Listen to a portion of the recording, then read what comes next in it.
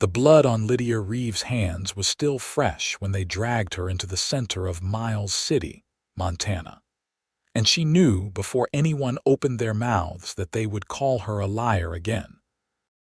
It was September 1882, and the autumn wind carried dust through the streets as townspeople gathered around her like vultures circling carrion. Sheriff Holloway stood with his arms crossed, his weathered face set in that expression she had seen too many times before, the one that said he had already made up his mind before hearing a single word from her lips. The body of Marcus Thornton lay in the street behind them, a bullet hole through his chest, and Lydia's pistol had been the one smoking when they found her. "He came at me," Lydia said, her voice steady despite the trembling in her legs. "He broke into my home. He had a knife."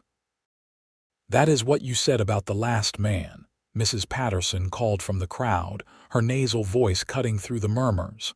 "And the one before that." "Because it was true then, and it is true now," Lydia insisted, turning to face the assembled crowd. She recognized most of them.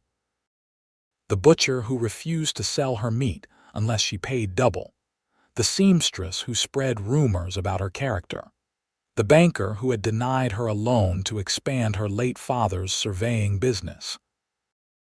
They all wore the same expression, a mixture of suspicion and satisfaction, as if they had been waiting for this moment to confirm what they had always believed about her. Sheriff Holloway stepped forward. "Miss Reeves, you are going to have to come with me. We will sort this out at the jailhouse."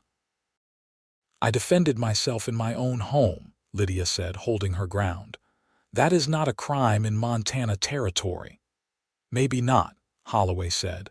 "But 3 men dead in 18 months makes people wonder, makes me wonder too." The crowd pressed closer, and Lydia felt the familiar sensation of walls closing in despite being in the open air. She had been 17 when her father died, leaving her alone with his surveying business and a small house on the edge of town. She had been 18 when the first man tried to force himself on her, and she had shot him to save her own life. The town had called her a liar then, said she must have encouraged him, must have invited him in.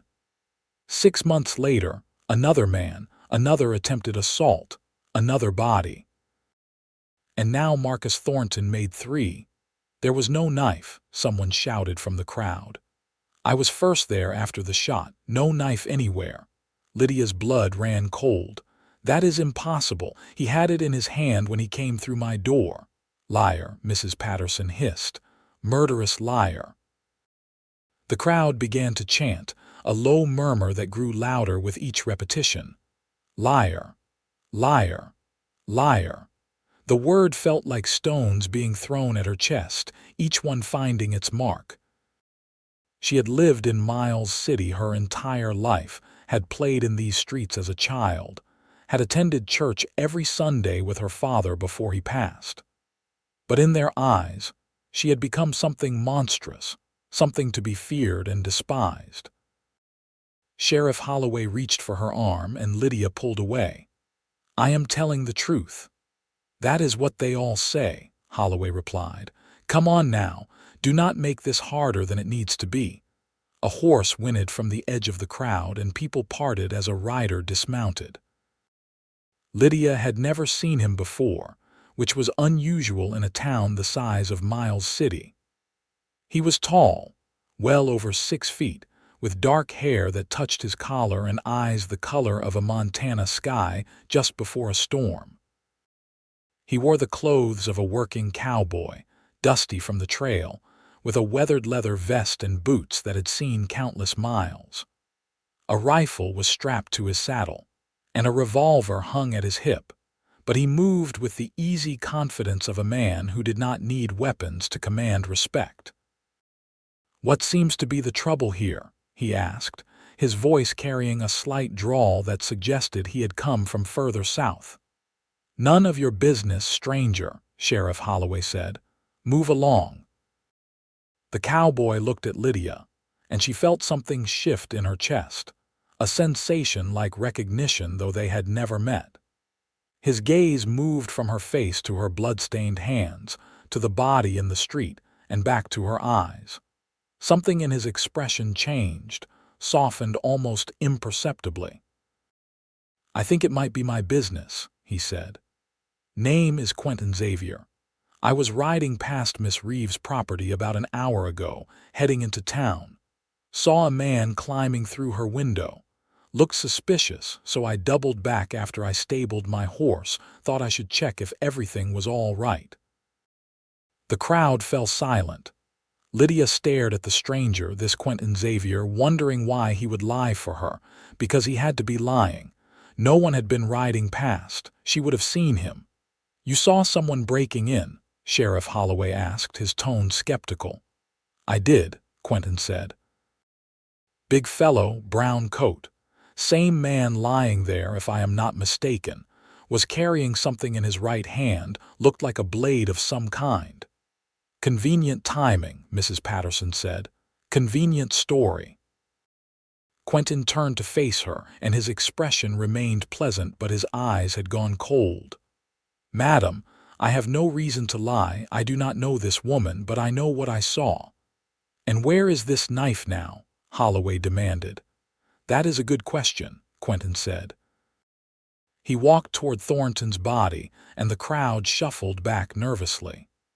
He knelt beside it, his movements deliberate, and began checking the man's pockets and coat. After a moment, he stood and walked to the nearby water trough, peering into it. He reached down into the water and pulled out a hunting knife, water streaming from the blade. "Someone tried to hide the evidence," Quentin said, holding the knife up for all to see. "Makes you wonder who." Lydia felt her knees go weak with relief. The knife was real. She had not imagined it. But confusion quickly followed relief. How had Quentin known where to look? Sheriff Holloway took the knife from Quentin, examining it carefully. His expression remained doubtful, but some of the certainty had left his eyes. This could have been thrown there by anyone. "Could have been," Quentin agreed. "But it was not. Someone in this crowd saw what really happened and tried to make Miss Reeves look like a murderer. Might want to ask yourself why." Murmurs rippled through the assembled townspeople. Faces that had been united in condemnation now turned suspicious of each other. Mrs. Patterson clutched her shawl tighter. The butcher stepped back into the crowd, trying to disappear. "I saw young Clem Patterson running from the direction of the trough right after the shot," an old man said from the back.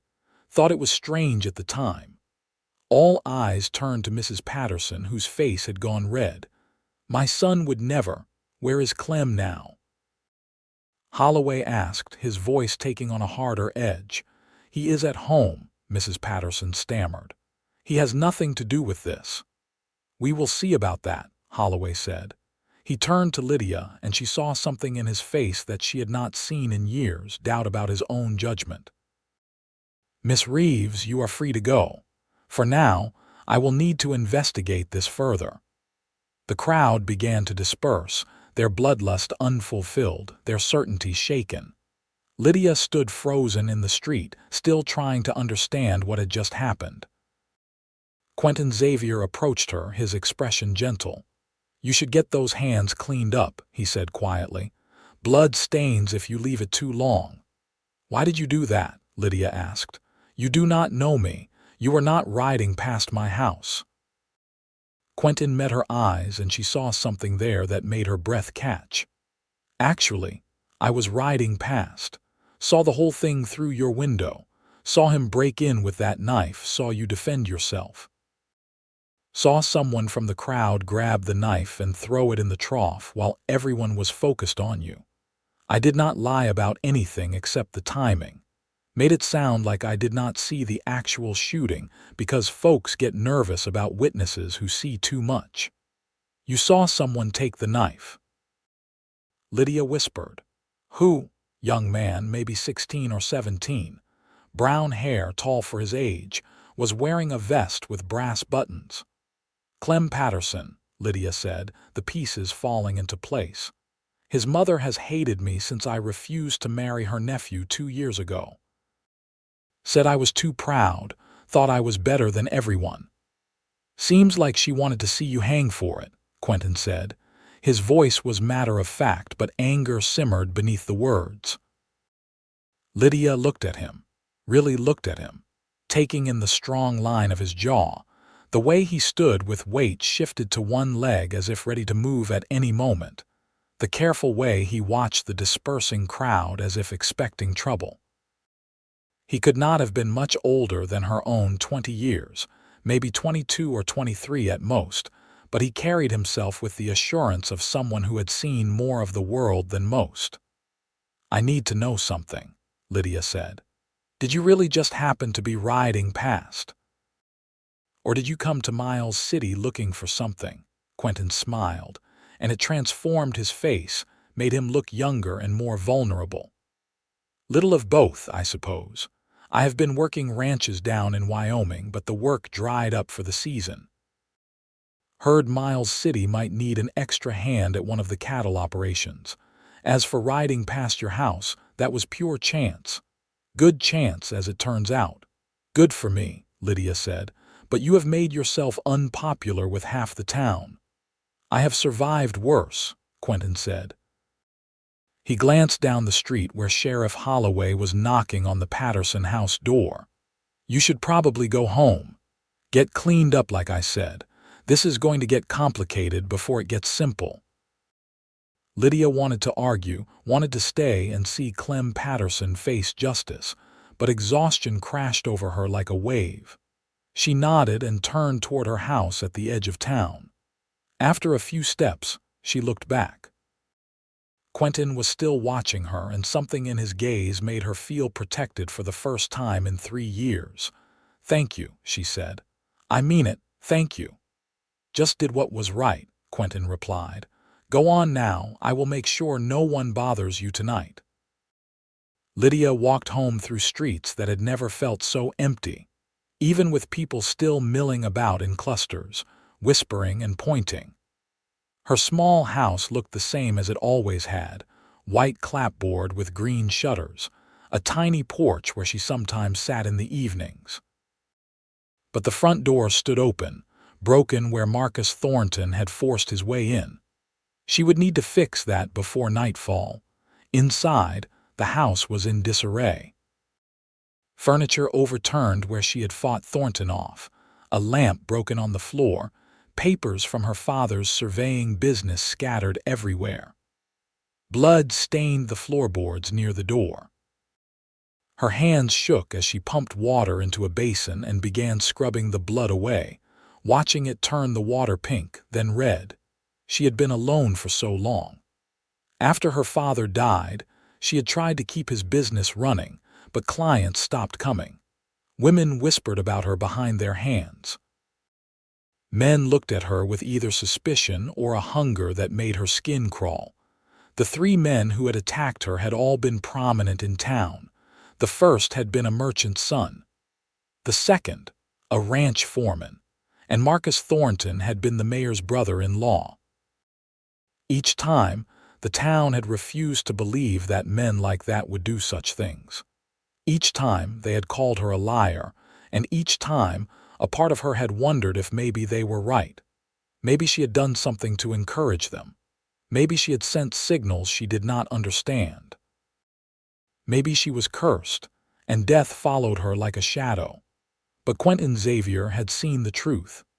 He had witnessed what happened and had not hesitated to speak up, to search for evidence, to stand between her and a mob. A stranger had done what her own community would not do, had believed her when her own neighbors wanted to see her swing from a rope. Tears blurred her vision as she scrubbed her hands raw. She did not hear the footsteps on her porch, did not realize anyone was there until a voice spoke from the broken doorway. Thought you might need help fixing this door. Lydia spun around, water dripping from her hands. Quentin stood in the doorway, tools in hand, his horse tied to her fence post. He looked at her tear-stained face and had the grace not to comment on it. I can fix it myself, Lydia said, then heard how ungrateful that sounded. But I appreciate the offer. I know you can fix it yourself, Quentin said, but it will go faster with 2 people and it will be dark soon. If you do not mind me saying, you have had a rough day. Might be nice to let someone help. Lydia wanted to refuse. She had learned the hard way that accepting help from men came with expectations, with assumptions about what she owed them. But Quentin's expression held no calculation, no hidden agenda that she could detect. He simply looked like a man offering to fix a door. "All right," she said. "Thank you." They worked in companionable silence as the sun began its descent toward the mountains. Quentin removed the damaged frame and assessed what needed replacing. Lydia found spare wood in her father's workshop, and together they measured and cut and hammered. The physical work felt good, grounding, a reminder that some things could be fixed with simple tools and effort. "You are good with your hands," Quentin observed as Lydia planed a piece of wood to the right thickness. "Most folks around here would have paid someone to do this." "My father taught me," Lydia said. "Said a surveyor's daughter ought to know how things fit together. He taught me math and measurements, how to read a landscape, how to fix things when they broke. I think he knew he would not always be around to take care of me." "Sounds like a good father. The best." Lydia's throat tightened. "He died 3 years ago. Fever took him in less than a week. I tried to keep his business going, but people stopped hiring me. Said it was not proper for a woman to be doing men's work. Never mind that I was better at it than half the surveyors in the territory." Quentin was quiet for a moment, fitting the new frame into place. "My mother ran a ranch after my father died. Did it for 15 years, made it profitable when everyone said it would fail. But she had to fight for every bit of respect, every inch of ground. Some folks just cannot stand seeing women succeed at things they think belong to men." "What happened to the ranch?" "She sold it a few years back. Said she was tired of fighting. Moved to California to live with my sister." Quentin tested the frame, making sure it was secure. "I think about her sometimes when I see situations like yours. How hard she had to work just to be taken seriously." They finished the door as twilight painted the sky purple and gold. Quentin tested it several times, making sure it hung straight and latched properly. Lydia lit lamps inside the house, and the warm light spilled out onto the porch. "I should let you rest," Quentin said. "Long day." "Wait," Lydia said before she could stop herself. "Have you eaten? I was going to make dinner anyway." Quentin hesitated, and she could see him weighing whether accepting would be appropriate. "I do not want to impose." "You are not imposing. I am offering. Besides, you fixed my door. Least I can do is feed you." A smile tugged at the corner of his mouth. "Well, when you put it that way." Lydia's kitchen was small but well organized. She had venison from a deer she had shot herself the week before, and she fried it with onions and potatoes while Quentin sat at her small table and watched. It felt strange having someone in her space, but not uncomfortable. He did not fill the silence with empty chatter, seemed content just to be present. "Sheriff came by while you were inside," Quentin said as she served the food. "Found Clem Patterson. Boy broke down and admitted he took the knife. Said his mother had been telling him for months that you were dangerous, that you were going to hurt someone innocent one of these days. When he saw what happened, he thought he was doing the right thing by hiding the evidence." Lydia's hand trembled as she set a plate in front of him. "What will happen to him? Holloway is still deciding. Boy is young and he was manipulated by his mother, but he nearly got you killed." Quentin picked up his fork. "Town is talking, though. Folks are starting to realize they might have been wrong about you." "Might have been," Lydia repeated bitterly. 3 years too late. Better late than never." "Is it?" Lydia sat down across from him. 3 men are dead because people would rather believe I am a murderer than accept that respected men might be monsters. How do I forgive that?" Quentin was quiet for a long moment. "You do not have to forgive it. You just have to decide if you want to keep living here or if you want to start fresh somewhere else." The thought of leaving Miles City had crossed Lydia's mind 100 times, but this was her home. Her father was buried here. His business, what little remained of it, was here. Running felt like admitting defeat. "I do not want to run," she said. "Then do not run. Stay and make them face what they did to you, make them acknowledge it." "How?" Quentin met her eyes across the table. "By succeeding, by living well, by not letting them break you." They ate in thoughtful silence. The food was simple but good, and Lydia realized she had not had a proper meal in days. The stress of the last 3 years had worn her down in ways she had not fully recognized until this moment, sitting across from someone who actually believed her. "Where are you staying tonight?" Lydia asked as they finished eating. "Was planning to see if the boarding house had a room. If not, I have slept under worse conditions than a Montana sky." "The boarding house is run by Mrs. Patterson's sister," Lydia said. "She will not rent to you, not after today." Quentin smiled ruefully. "Did not think about that." "I have a barn," Lydia said. "It is not much, but it is dry and there is hay for your horse. You are welcome to sleep there tonight if you need a place." "I appreciate that, but folks are already talking. Do not want to give them more ammunition against you." "Let them talk," Lydia said with sudden fierceness. "I am tired of living my life based on what people might say. You helped me today when no one else would. The least I can do is offer you shelter." Quentin studied her face, then nodded. "All right, thank you." After dinner, Lydia showed him to the barn. It was small but well-maintained, with 2 stalls and a loft full of hay. Quentin unsaddled his horse, a sturdy buckskin gelding that nuzzled his shoulder affectionately. "What is his name?" Lydia asked. "Rusty. Had him for 5 years now. Best horse I have ever owned." Quentin stroked the horse's neck. "We have covered a lot of miles together. You move around a lot. Used to. Been thinking lately it might be nice to settle somewhere, find a place worth staying."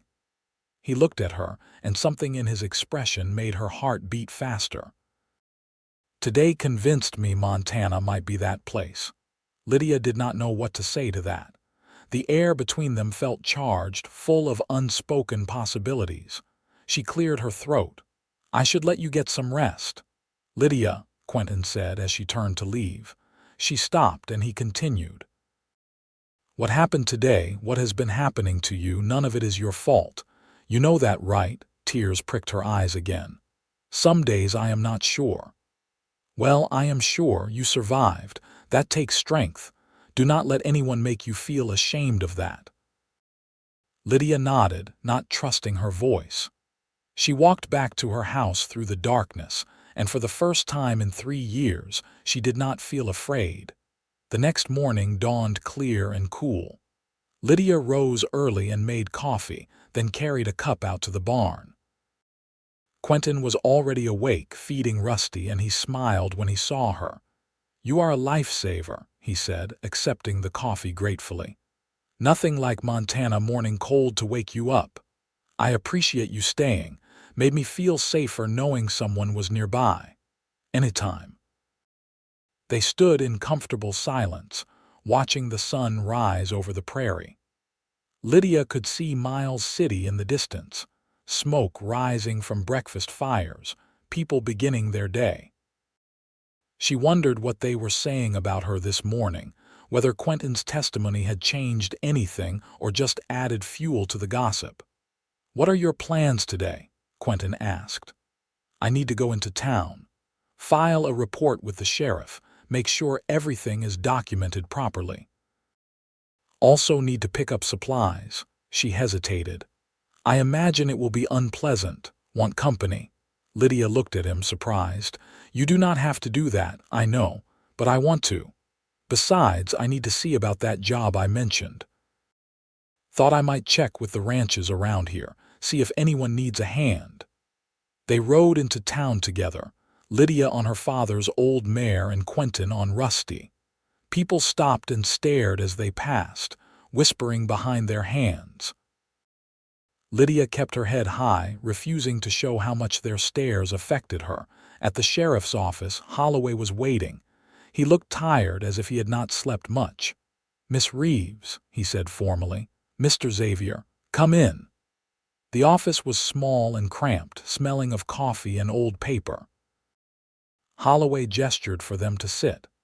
"I owe you an apology, Miss Reeves," he said without preamble. "I should have believed you from the start, should have investigated properly instead of just assuming." Lydia was so shocked she could not speak for a moment. "I appreciate you saying that. Saying it is not enough. I failed you. The whole town failed you." Holloway rubbed his face. "Clem Patterson confessed to everything, said his mother had been poisoning his mind against you for years. When he saw Thornton go down, he saw an opportunity to make you look guilty. Grabbed the knife and hid it before anyone else noticed. What will happen to him? Judge will decide. But given his age and his mother's influence, probably some jail time and community service. His mother is another matter. She has been spreading lies about you for years, actively working to turn the town against you. That is harder to prosecute, but folks know now. She will not have an easy time of it." "Good," Lydia said, and meant it. Holloway turned to Quentin. "You did a brave thing yesterday. A lot of men would have kept riding. Would not have been able to sleep at night if I had," Quentin replied. After they left the sheriff's office, Lydia and Quentin walked down the main street. People still stared, but there was a different quality to it now. Some looked ashamed. Others nodded in greeting, hesitant but genuine. Mrs. Henderson, who ran the general store, actually smiled when they entered. "Miss Reeves," she said warmly. "Good to see you, and this must be the young man everyone is talking about." "Quentin Xavier, madam," Quentin said, tipping his hat. "Well, Mr. Xavier, any friend of Miss Reeves is welcome here. Now, what can I get for you today?" It was a small gesture, but it meant more than Lydia could express. She bought flour and sugar and coffee, and Mrs. Henderson threw in a bag of peppermints for free. As they left, several people stopped them on the street to apologize, to say they should have believed her, to welcome Quentin to Miles City. By the time they reached the edge of town, Lydia felt lighter than she had in years. Not everything was fixed. There would be people who never believed her, who would always think she was guilty of something. But a crack had formed in the wall of hostility that had surrounded her, and light was getting through. "That went better than expected," Quentin said. "Much better." Lydia looked at him. "Thank you for coming with me. Made it easier." "My pleasure." They stopped at 3 ranches on the way back to Lydia's house.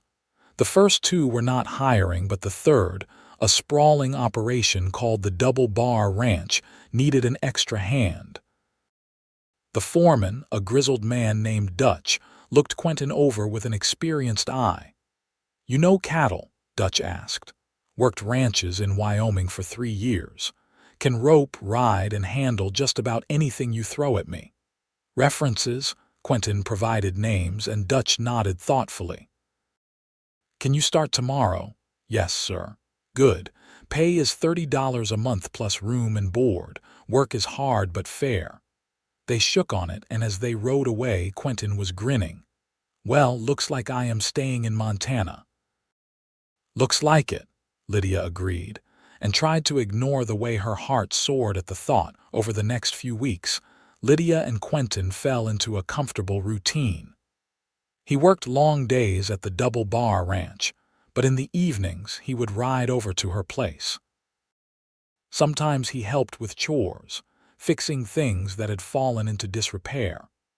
Other times they just talked, sharing stories about their lives, their dreams, their fears. Lydia learned that Quentin had grown up in Texas, that he had a sister in California and a brother in Oregon.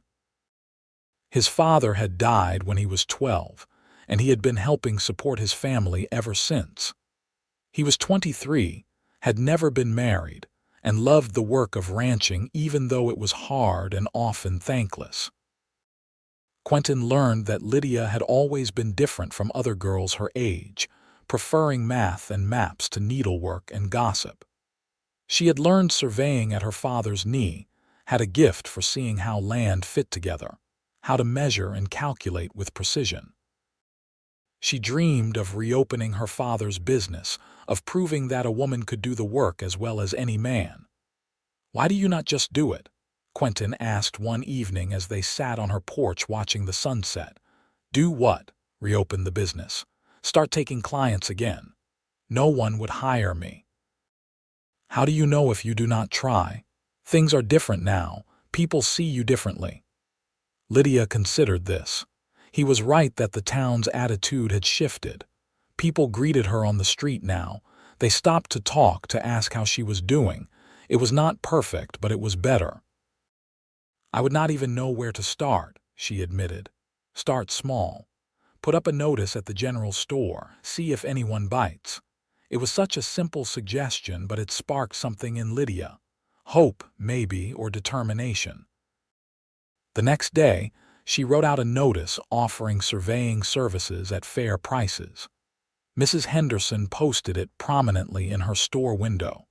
2 days later, a rancher named Samuel Carson came to Lydia's door. He needed a property line surveyed, was in a dispute with his neighbor about where the boundary ran. He offered her $40 for the job. Lydia accepted, her hands shaking with excitement. That evening, when Quentin came by, she told him the news. "See," he said, grinning. "I knew people would hire you." "One person," Lydia said, "but it is a start." She completed the Carson job in 3 days, working carefully to ensure her measurements were exact. When she presented her findings, both Carson and his neighbor accepted them without argument. Carson paid her the $40 and told 3 other ranchers about her work. Within 2 weeks, she had 3 more jobs lined up. As autumn deepened into winter, Lydia's business grew. Word spread that she was reliable, accurate, and fair. More importantly, people were no longer afraid to be associated with her. The shadow of suspicion that had hung over her for 3 years was finally lifting. Her relationship with Quentin deepened as well. They had become friends first, but there was something more growing between them. She saw it in the way he looked at her when he thought she was not paying attention. She felt it in the way her breath caught when he smiled. They had not spoken about it, had not acknowledged the attraction that hummed between them like a plucked string, but it was there. One cold November evening, Quentin arrived at her door with snow dusting his shoulders. "Storm coming in," he said. "Thought I should check on you." "I am fine," Lydia said, pulling him inside. "But you look frozen. Let me make coffee." They sat by her stove, warming their hands on mugs of strong coffee. Outside, snow began to fall in earnest, thick flakes that would pile up fast. "You should stay," Lydia said. "It is not safe to ride back to the ranch in this. I do not want to compromise your reputation." "My reputation has already been through hell and back. Besides, you can sleep in the barn like you did before." But as the evening wore on and the storm intensified, it became clear that even the barn would be too dangerous. Wind howled around the house, and snow piled against the windows. Quentin tried the door and could barely force it open against the drifts. "You are not going out in that," Lydia said firmly. "You can sleep on the couch. I trust you." Those last 3 words hung in the air between them. Quentin met her eyes, and she saw everything she felt reflected back at her. "Lydia," he said softly, "I need to tell you something, all right? I am falling in love with you, have been for weeks now, maybe since the first day I saw you standing in that street, refusing to back down even when everyone was against you." He took a breath. "I know the timing might not be right. I know you have been through hell, but I cannot keep pretending I just want to be your friend." Lydia's heart was pounding so hard she could hear it in her ears. "The timing is terrible," she agreed. "I am just starting to put my life back together. I swore I would never let myself depend on a man, never let myself be vulnerable that way." "I understand," Quentin said, disappointment flickering across his face. "But," Lydia continued, "I am falling in love with you too, and I am tired of being afraid. Tired of letting what other people did to me control how I live my life." Quentin stood and crossed to where she sat. He knelt in front of her, taking her hands in his. "I would never hurt you. Never." "I know," Lydia said. "That is why I am not afraid, not of you." He kissed her then, gentle and careful as if she might break. But Lydia was not fragile, not anymore. She had survived things that would have destroyed other people. She kissed him back, pouring 3 years of loneliness and fear and desperate hope into it. When they finally pulled apart, Quentin rested his forehead against hers. "I want to do this right. Want to court you properly, let everyone see that you are important to me." "I would like that," Lydia whispered. They stayed up late that night, talking about everything and nothing. Quentin did sleep on the couch, though they both knew the town would assume otherwise when they saw his horse still at her place in the morning. But Lydia found she did not care. Let them talk. She knew the truth, and so did Quentin, and that was all that mattered. The storm lasted 2 days. By the time it cleared, snow lay 3 feet deep across the prairie. Quentin helped Lydia dig out, and they worked side by side in the sharp winter sunlight, laughing when they threw snowballs at each other like children. When he finally rode back to the Double Bar Ranch, Lydia stood on her porch and watched until he disappeared over the rise. Her heart felt full in a way it never had before. She was in love, genuinely and completely, and it was terrifying and wonderful all at once. Word spread quickly that Lydia and Quentin were courting. Most people were happy for them. A few, like Mrs. Patterson, remained hostile, but their voices were drowned out by the general approval. Quentin was well liked at the ranch, known as a hard worker and an honest man. People said Lydia was lucky to have him, and for once, she agreed with the town gossip. Christmas came, and Quentin spent the day with Lydia. They cooked dinner together, and she gave him a new pair of gloves she had bought with money from her surveying jobs. He gave her a beautiful compass engraved with her initials. "For your work," he said. "Thought you might need a good one." "It is perfect," Lydia said, turning it over in her hands. "Thank you." "There is something else," Quentin said. He looked nervous, which was unusual for him. "I have been saving my pay. Have almost enough to buy a small piece of land, start my own operation. Nothing big, just a few cattle to start, room to grow." "That is wonderful," Lydia said. "I was hoping," Quentin continued, "that maybe you would want to be part of it. Not just the ranch, but everything. I know we have not been courting long, but I have never been more sure of anything in my life. Lydia Reeves, will you marry me?" Lydia felt tears spring to her eyes. "Yes. Yes, I will marry you." Quentin pulled her into his arms, and they held each other as snow fell softly outside the window. Lydia thought about how much her life had changed in just a few months. How she had gone from being the town outcast to being respected, even admired. How she had found love with a man who saw her for who she really was and loved her for it. They married in early March 1883 in a small ceremony at the church. Half the town attended, eager to celebrate with them. Even Sheriff Holloway came, looking genuinely happy for them. Mrs. Henderson cried during the vows. Dutch, Quentin's foreman, served as best man. Lydia wore a simple blue dress that she had made herself, and Quentin wore his best suit. They spoke their vows clearly, meaning every word. When the preacher pronounced them husband and wife, Quentin kissed her with such tenderness that several women in the congregation sighed. They moved into a small ranch house that Quentin had purchased with his savings, 15 miles outside of Miles City. It was modest but sturdy, with good grazing land and a creek that ran year-round. They started with 20 head of cattle and built up from there. Lydia continued her surveying business, and Quentin worked their ranch. They were partners in every sense of the word, making decisions together, supporting each other through the hard times that inevitably came. There were droughts and hard winters, lost cattle and broken fences, all the struggles that came with ranching in Montana territory.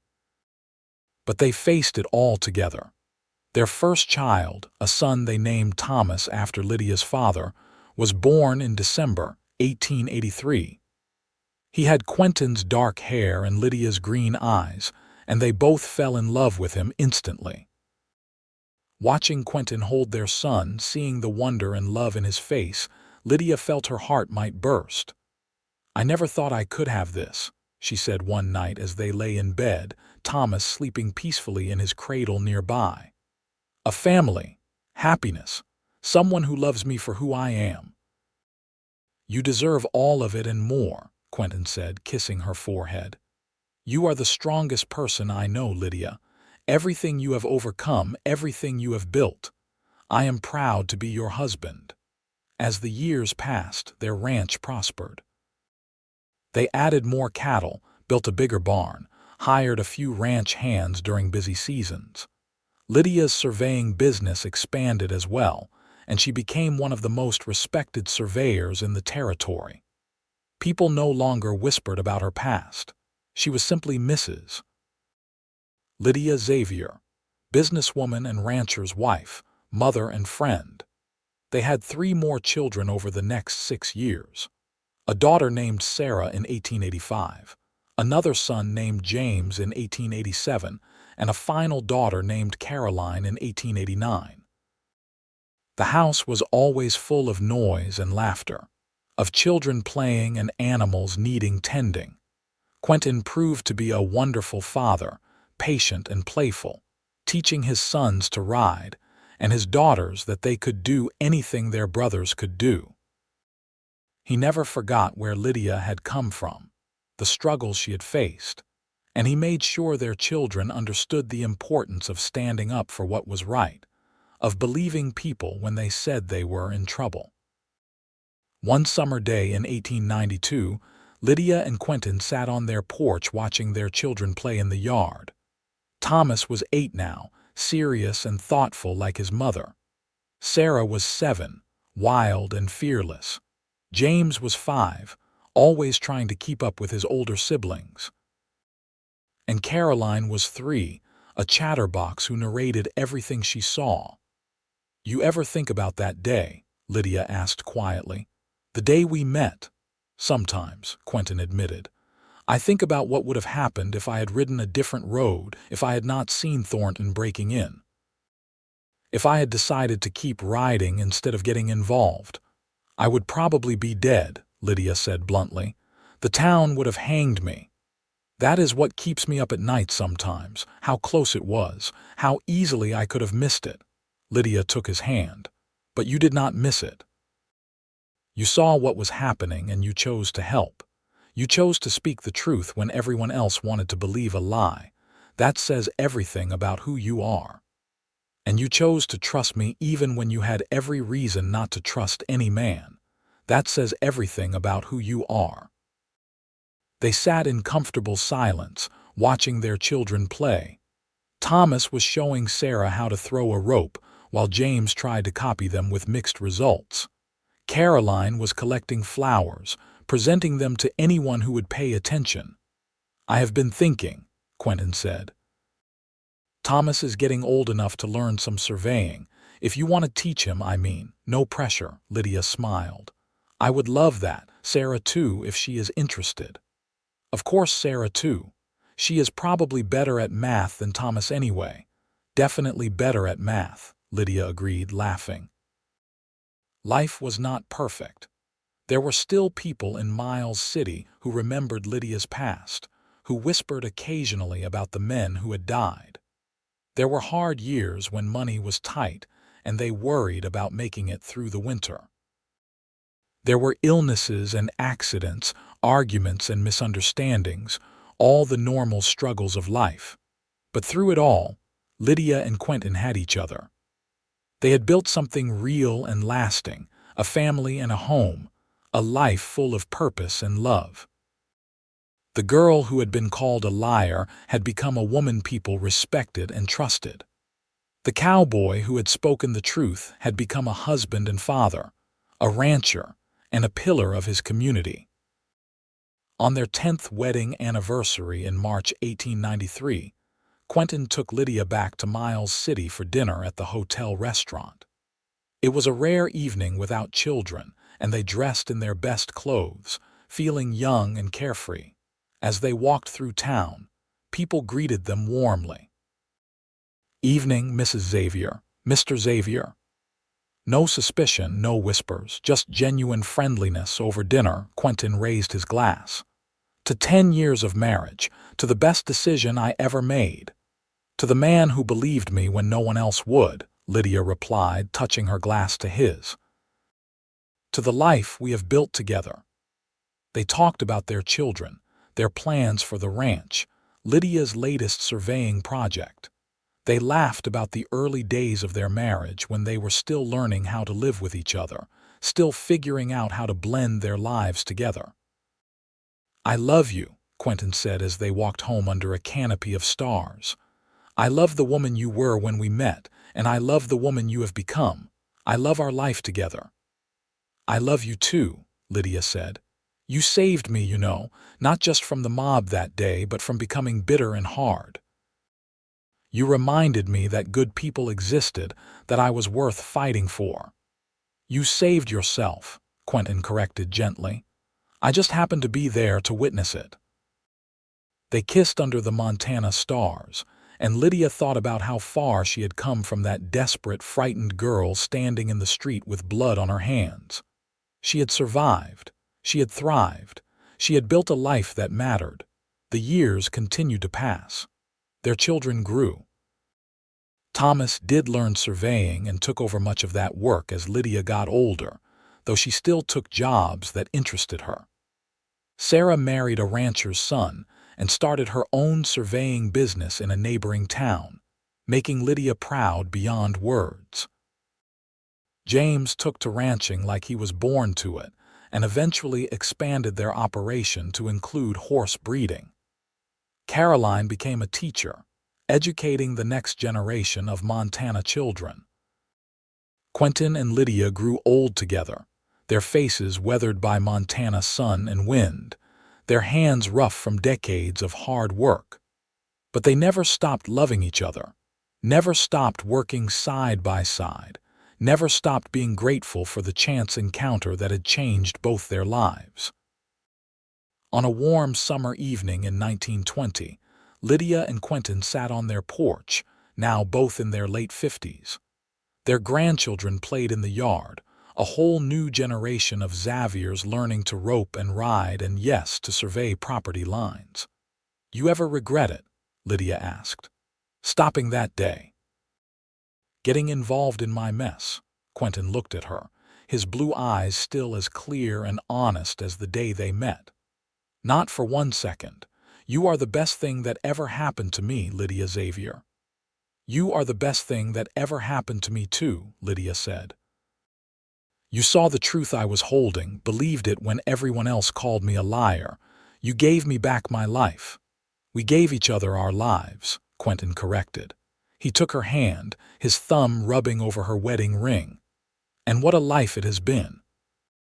They sat together as the sun set over the Montana prairie, watching their legacy play in the yard. The town had called her a liar, but the cowboy had known the truth. He had stood up for her when no one else would, had believed in her when she had stopped believing in herself.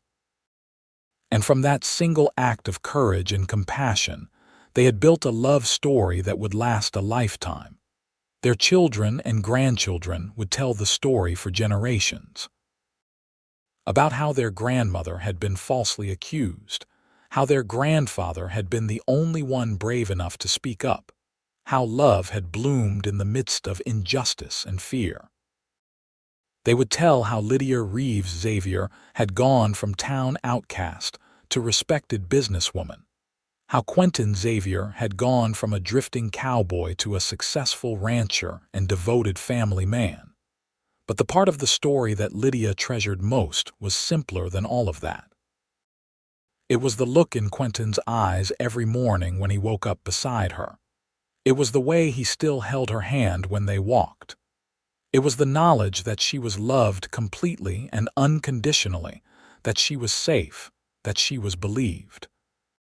The town had called her a liar again that September day in 1882, but the cowboy had said he knew the truth she was holding, and that truth had set them both free. As twilight deepened and stars began to emerge in the vast Montana sky, Lydia leaned against Quentin's shoulder, feeling his arm come around her. 37 years had passed since that fateful day. 37 years of building a life together, of loving each other through good times and bad, of creating something beautiful out of the ashes of her old life. "Thank you," she whispered. "For what?" Quentin asked. "For everything. For believing me, for loving me, for this life." "Thank you," Quentin replied, kissing the top of her head, "for letting me be part of your story, for trusting me, for saying yes when I asked you to marry me." "I would say yes again in a heartbeat," Lydia said. "Good," Quentin said, "because I would ask you again in a heartbeat." They watched their grandchildren until the children's parents called them home, until the yard was empty and quiet. They went inside together, to the home they had built, the life they had created, the love they had nurtured through decades of hard work and dedication.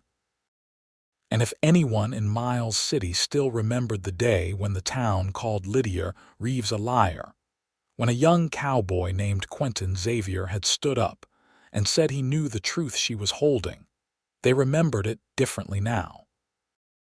They remembered it as the beginning of one of the great love stories of Montana territory, a testament to the power of truth and the strength of standing up for what was right. Lydia fell asleep that night in her husband's arms, as she had done thousands of times before. But she never took it for granted, never forgot how close she had come to losing everything. She had been saved by a stranger who became her best friend, her partner, her soulmate, a man who saw past the lies and the fear to the truth underneath. The town had called her a liar again, but the cowboy had known better. And in knowing, in believing, in standing up when it mattered most, he had changed everything. Not just for Lydia, but for himself, and for all the lives that would follow from their union. It was a story about survival and redemption, about courage and love, about the way one moment of truth could ripple out into the world and change everything. And as Lydia drifted off to sleep, warm and safe and loved, she knew that it was also a story about second chances, about the possibility of happiness even after the darkest times. The town had called her a liar, but the truth had won out in the end. And what a beautiful truth it had turned out to be.